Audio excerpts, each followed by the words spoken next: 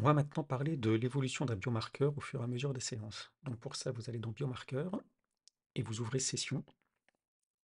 Et là, vous allez voir l'ensemble de l'évolution du biomarqueur. Donc vous voyez que là, on est passé en lecture. Là-haut, ici, on voit les différentes sections. Mais si on passe en lecture, on peut déplacer le curseur point par point. Et donc vous voyez l'évolution des différentes parties. Vous avez en bas une marque ici qui vous indique les séparations entre chacune des parties. Et vous pouvez éventuellement changer le zoom ici pour être un peu plus précis. Donc par exemple, vous allez dans la deuxième partie, dans la troisième partie, etc.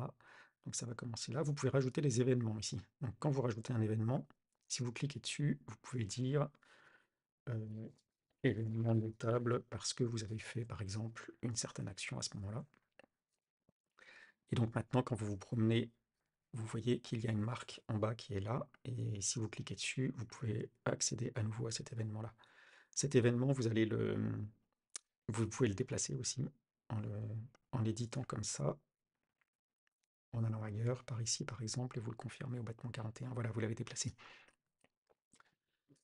Les événements, ça va vous servir à noter des choses qui concernent votre pratique, et ça va aussi apparaître dans le résumé là-haut des différentes parties. Donc vous voyez l'évolution du graphique qui se passe en plusieurs parties. Si on va ici, on va avoir donc le très court terme, qui est la courbe sur fond bleu, donc ça c'est l'évolution instantanée du marqueur. Vous avez le moyen terme, le long terme et le très long terme. Donc le très long terme, ça vous donne une moyenne au bout d'un certain temps. Donc là, vous voyez, il faut à peu près 90 battements pour l'avoir. Ce qui nous intéresse assez souvent, c'est le rapport entre le très court terme et le moyen terme, où de temps en temps la courbe passe au-dessus et de temps en temps la courbe va être en dessous. Et vous voyez que quand la courbe est en dessous, on est en rouge, et quand elle est au-dessus, elle est en vert ici. Ça nous donne des informations aussi, qui sont des informations assez intéressantes pour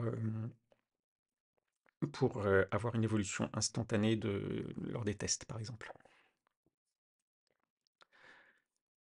Vous retrouvez ensuite une synthèse de ces informations-là dans la fleur qui est là, c'est-à-dire le niveau d'énergie, le niveau d'agitation, et encore une fois, vous pouvez le faire partie par partie pour voir l'évolution au fur et à mesure des différentes sections.